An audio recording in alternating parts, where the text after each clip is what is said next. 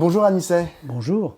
Merci d'avoir accepté mon invitation. Anicet, vous êtes retraité, comme vous me le disiez juste avant l'interview.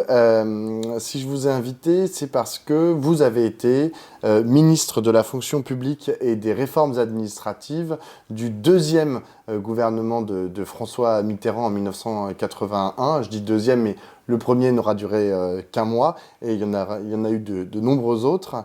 Et je vous ai invité parce que un de vos successeurs, l'occupant actuel de votre fonction, qui est ministre de la fonction publique du gouvernement de Gabriel Attal, qui s'appelle Stanislas Guerini, a fait une sortie cette semaine, disant qu'il voulait lever le tabou du statut des fonctionnaires et sous-entendant très fortement, même affirmant qu'il faudrait revenir sur les difficultés qu'il y a aujourd'hui à licencier un fonctionnaire.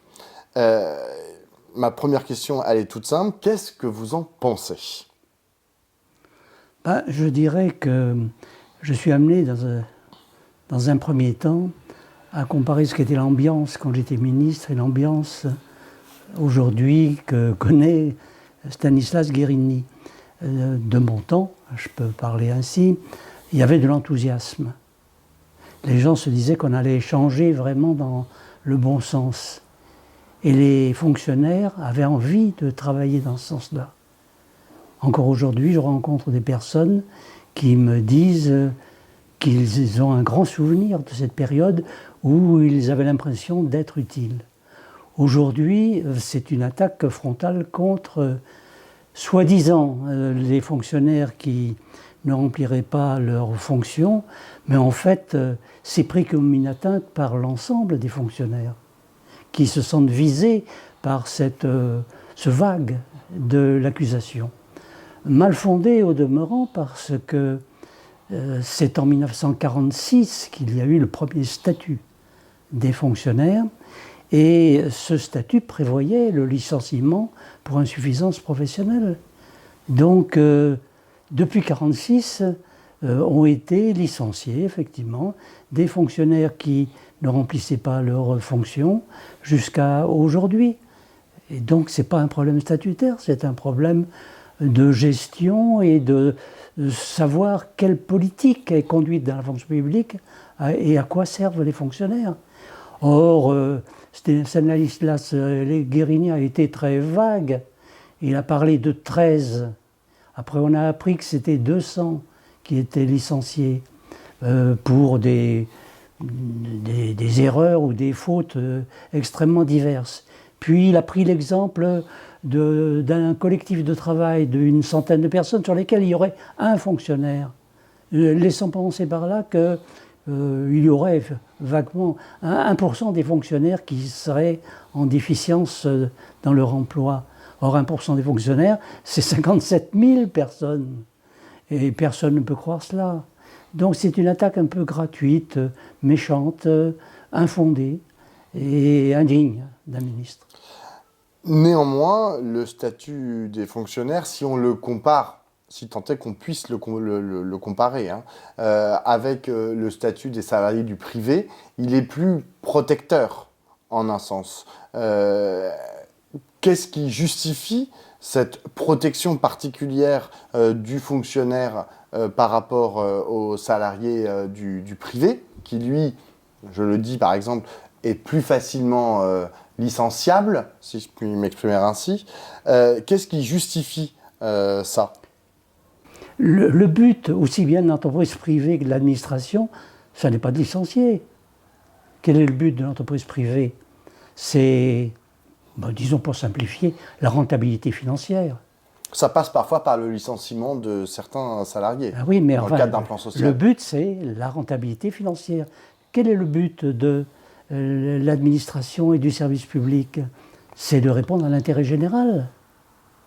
C'est-à-dire, dans l'entreprise privée, il y a un objectif majeur, c'est la rentabilité. Dans la fonction publique, il y a une multiplicité d'objectifs. La souveraineté nationale, le modèle social, le modèle économique, la politique d'immigration. d'aménagement du territoire, de l'emploi, de la recherche. Quand on prend une décision publique, on doit prendre en compte l'ensemble de ces dimensions, ce qui n'est pas le fait de l'entreprise privée. Et c'est pour ça qu'on prend des garanties lorsqu'on recrute quelqu'un dans le service public, c'est qu'il sera apte à servir l'intérêt général. Et c'est pour cela qu'on fait passer des concours, pour vérifier que la personne, d'abord, elle est intègre, qu'elle est de nationalité française, et qu'elle est apte, par ses compétences, ses vertus et ses talents, à servir l'intérêt général. Les mots que je viens de prononcer, capacité, vertu, talent, sont dans l'article 6 de la Déclaration des droits de l'homme et du citoyen de 1789. Vous voyez que c'est quelque chose de culturel, d'historique, de fondamental. Et ça ne concerne que les agents publics, ça ne concerne pas les intérêts privés et les agents privés. Mais dans les deux cas, on peut licencier. Seulement, on a pris des garanties pour que ce soit le plus rare possible dans l'administration, en vérifiant les capacités, les vertus et les talents, et en les surveillant pendant toute une vie professionnelle. C'est ce qui est fait. Pourquoi est-ce que aujourd'hui les fonctionnaires sont souvent, alors notamment dans la bouche de la droite, pourquoi ce sont souvent les premiers sur lesquels on tape? Vous avez utilisé le mot de méchant. Non, mais ce n'est pas les premiers sur lesquels on tape. Ce qui se passe aujourd'hui avec Guérini, c'est dans le cadre d'une stratégie globale qui, sans remonter trop loin, a commencé avec le débat sur les retraites.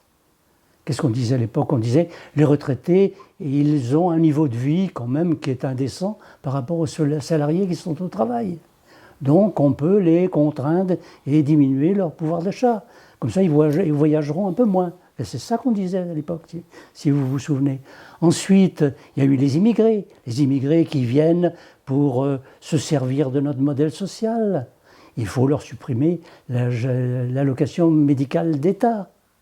Il faut leur supprimer le droit, qui est un droit constitutionnel, de mettre leurs enfants gratuitement dans l'éducation nationale française, etc., etc. Ensuite, on s'est attaqué aux chômeurs qui sont des gens qui préfèrent être assistés que de se mettre au travail. Ensuite, on s'attaque aux fonctionnaires, parce qu'il y aurait des fonctionnaires qui ne feraient pas tout à fait leur travail. Ce sont des boucs émissaires. Non, ce sont des éléments successifs d'une stratégie qui tente à humilier les personnalités qui sont visées dans cette stratégie et à les injurier et à les rendre coupables d'une situation dont ils ne sont pas à l'origine. Aujourd'hui, on a un système en France où il y a des puissances dominantes qui sont celles de la finance, des relations internationales, des médias qui les servent, de la communauté européenne qui abonde dans le sens que préconise également Macron. Il y a un environnement. Guérini, dans tout ça, est un petit soldat. Non, je ne dis pas ça pour l'excuser, mais simplement pour le situer dans une stratégie qui le dépasse très largement. Mais alors, qu'est-ce qu'il faudrait... vous avez décrit tout à l'heure le paysage dans lequel s'inscrivaient aujourd'hui les fonctionnaires. C'est un paysage assez noir, assez catastrophique. Qu'est-ce qui manque? Il manque de l'argent, il manque des investissements, il manque de la considération. Mais dans ces cas-là, qu'est-ce que ça veut dire avoir de la considération pour les fonctionnaires? D'abord, ils demandent à ne pas être injuriés. Lorsqu'on les accuse, même si c'est par l'intermédiaire d'une exception d'être des gens qui méritent d'être licenciés, tous les fonctionnaires prennent ça pour eux, tous. Donc il ne faut pas être injurié. Ensuite, ça se dit en latin, mais je n'ai pas fait de latin. On dit en juridiction administrative, nul ne peut se prévaloir de ses propres turpitudes. Qu'est-ce que ça veut dire? On ne peut pas s'indigner de l'état existant quand on est responsable de cet état. Or, Guérini soutient des forces politiques qui l'ont précédé, mais qui continuent d'exister aujourd'hui, qui sont responsables de l'état actuel des services publics, de leurs insuffisances, de l'insuffisance des rémunérations des agents. Personne ne conteste ça. De l'insuffisance des moyens à la disposition de l'administration. Et quelle a été la réaction des fonctionnaires dans des situations de crise comme celle du Covid? Eh bien, ils ont pris sur eux. Ils n'ont pas fait appel au pouvoir hiérarchique jusqu'au ministre Guérini.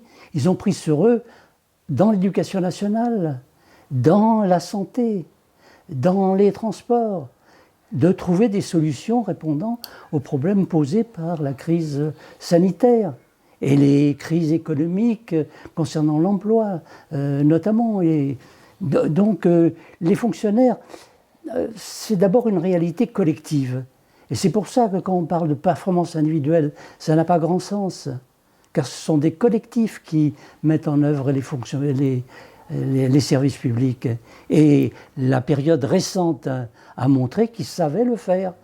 On a quand même sur le balcon, on a tapé sur les casseroles pour remercier ces personnels.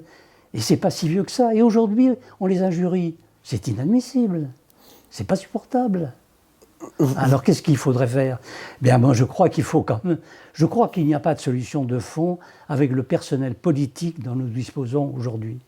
Il est à la fois arrogant, méprisant, souvent incompétent. On le voit dans tous les domaines, même dans leur propre camp. Dans la Macronie, comme on dit, il y a des dissensions qui mettent en cause la compétence des équipes qui sont au pouvoir. Donc c'est un pouvoir qui ne peut pas créer par lui-même les conditions de réforme qui seraient reconnues comme saines par l'ensemble de la population et notamment par les fonctionnaires. Alors je ne veux pas dire par là qu'il faut se désintéresser des problèmes concrets qui sont posés au jour le jour, mais enfin il faut prendre dans la mesure de l'ampleur du changement qui devrait intervenir. Et le problème des inégalités, c'est celui qui est le plus flagrant. On voit bien parmi toutes les catégories que j'ai évoquées tout à l'heure, les chômeurs, les gens qui ont des petites retraites ou bien qui ont des métiers peu rémunérateurs, on voit bien que tant qu'ils n'auront pas un minimum pour vivre décemment, dignement, eh bien, il n'y aura pas de paix sociale. Alors aujourd'hui, la situation est tellement grave qu'il y a une colère, il y a un refus, mais il n'y a pas de débouché, et notamment de débouché politique.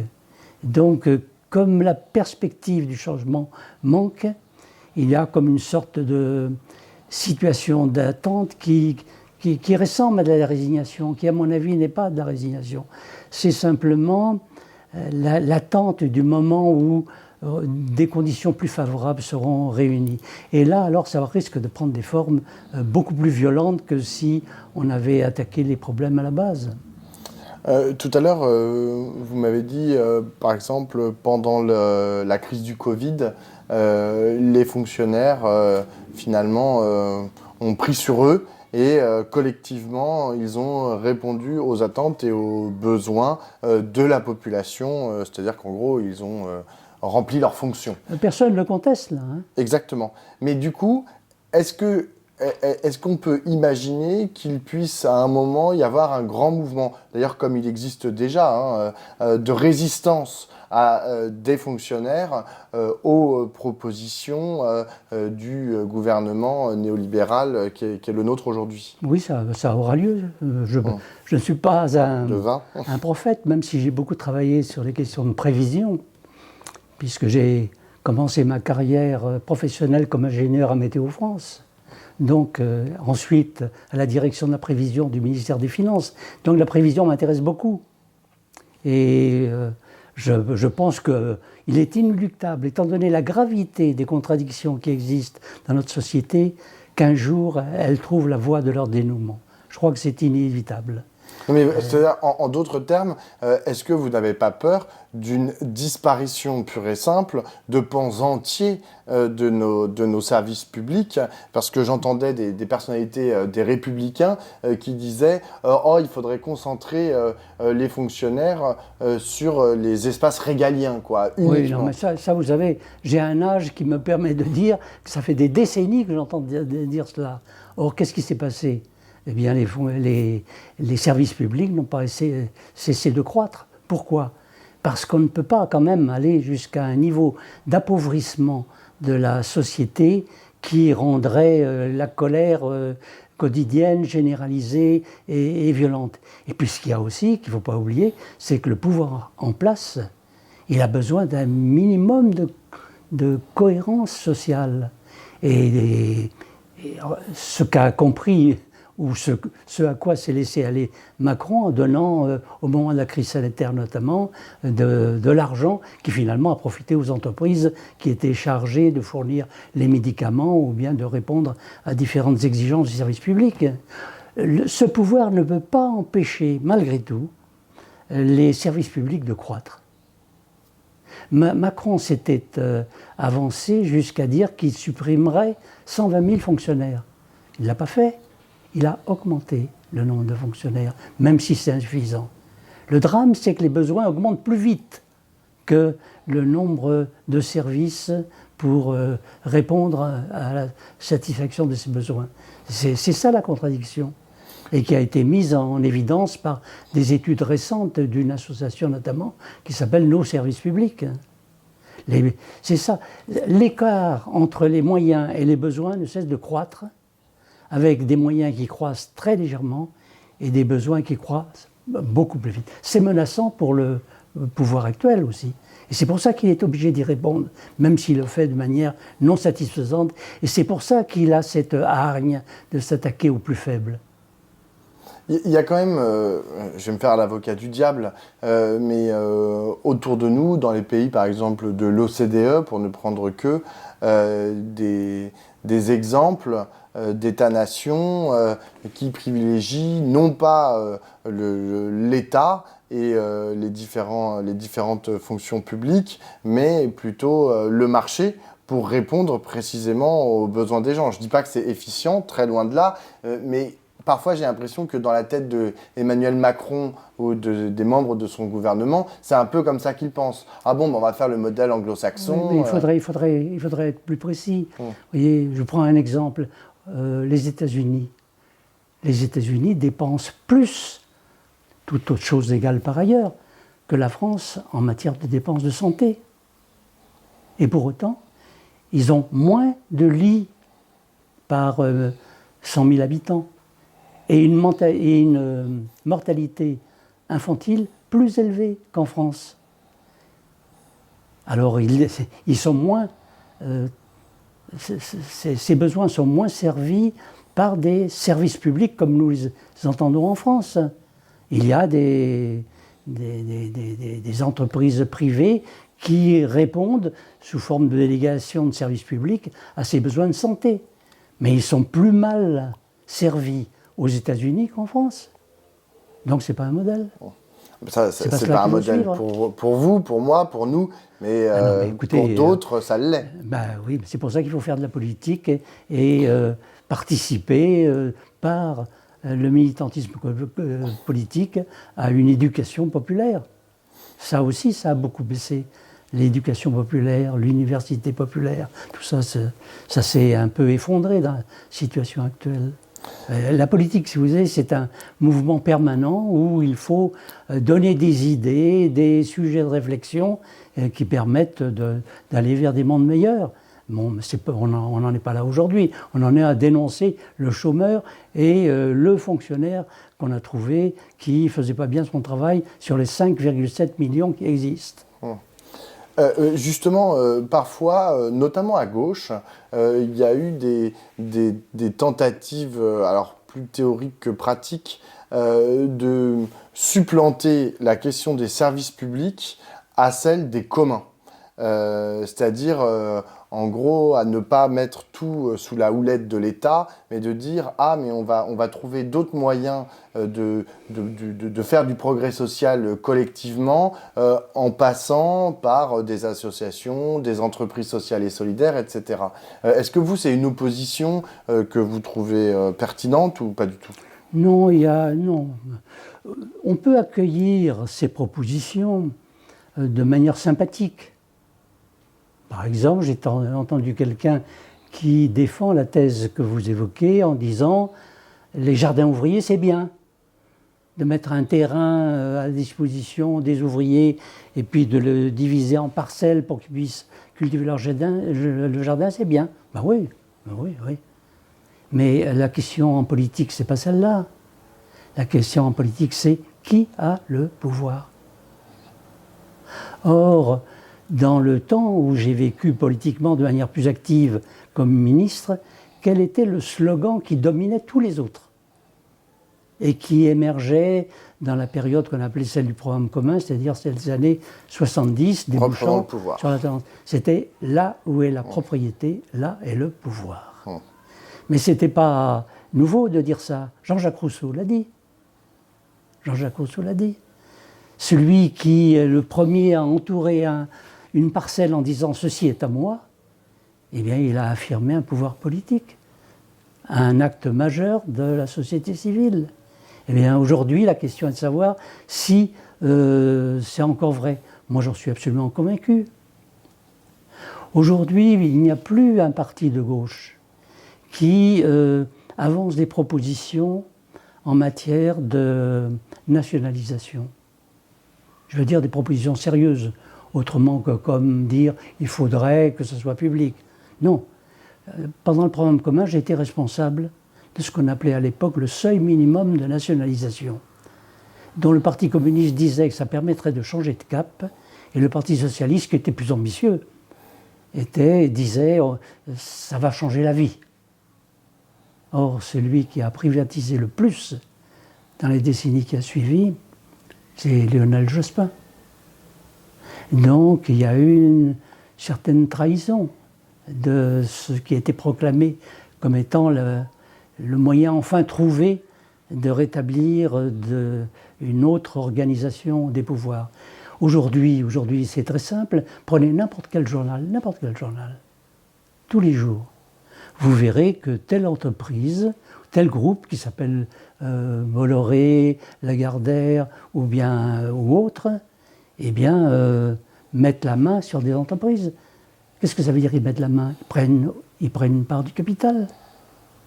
Quelles sont les propositions qu'à gauche on met en face de celle-là? Aucune. Oh. Et partant de là, la problématique des biens communs, si vous voulez, aussi sympathique soit-elle, est en même temps une démarche de diversion par rapport à ce qui est fondamental. Ne parlons pas des nationalisations, parlons des jardins ouvriers. J'ai une dernière question, Anicet. Justement, on en a un peu parlé. Quel regard vous portez sur cette gauche à laquelle vous avez appartenu, à laquelle vous appartenez toujours? Là, je comprends à mi-mot que vous ne la trouvez pas à la hauteur. Ah ben non, elle n'est pas là, non, elle est en morceaux.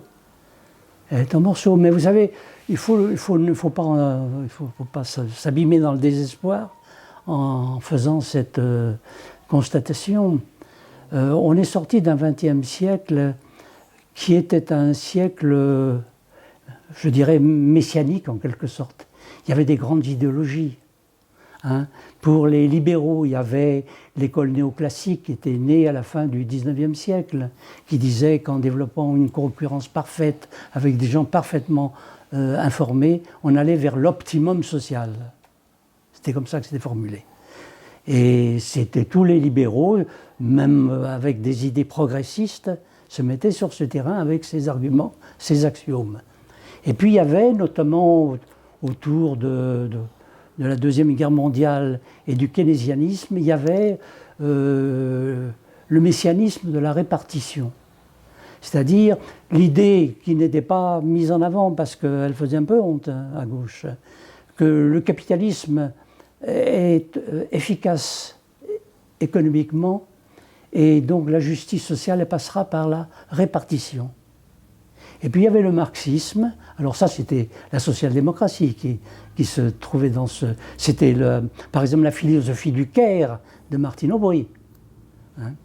Et puis il y avait le courant marxiste qui supportait le mouvement communiste. Le mouvement communiste qui à l'époque était prépondérant après la Deuxième Guerre mondiale. Pourquoi? Parce qu'il y avait déjà un tiers de l'humanité qui disait être dans le régime suivant. On a vu que c'était une illusion là aussi. Ces trois familles d'idéologies que je qualifie de messianiques, parce qu'elles promettaient justement une vision d'avènement d'un messie selon les uns et les autres, eh bien tout ça s'est effondré. Or, ce n'est pas par les élections européennes que l'on va restaurer une situation qui permettrait des choix aussi majeurs. Et donc, à mon avis, ce sera très long de reconstituer idéologiquement des raisons d'aller à gauche, quoi, pour faire simple, quoi. Ça sera très long et l'organisation politique qui s'en suivra est aujourd'hui très largement indéterminée. Donc je suis à la fois optimiste parce que je suis convaincu que ces contradictions que nous vivons aujourd'hui se dénoueront et qu'il y aura un moment où il faudra trouver ces débouchés politiques qui nous manquent aujourd'hui. Je ne sais pas quelle est la date, je ne sais pas quelle est la forme, je ne sais pas quelle est la portée, mais je suis convaincu que c'est ça le sens véritablement de l'histoire. Aujourd'hui, le malheur, surtout pour les jeunes, c'est qu'ils ne voient pas l'avenir, ils ne voient pas quel sera leur avenir. Moi, je suis optimiste sur le fond. Je pense que ça passe probablement par des grandes catastrophes qui joueront un rôle de purification de la société de crise dans laquelle nous trouvons. C'est pas très optimiste, ça. Mais je crois que ça surviendra. Vous savez, les bas empires, à travers l'histoire longue, ce sont les périodes intéressantes, les plus intéressantes de l'histoire. Pourquoi? Parce que c'est là que les contradictions s'exacerbent et qu'il y a un grand appel à la réflexion, à l'innovation, à la révolution. Merci beaucoup, Anissé.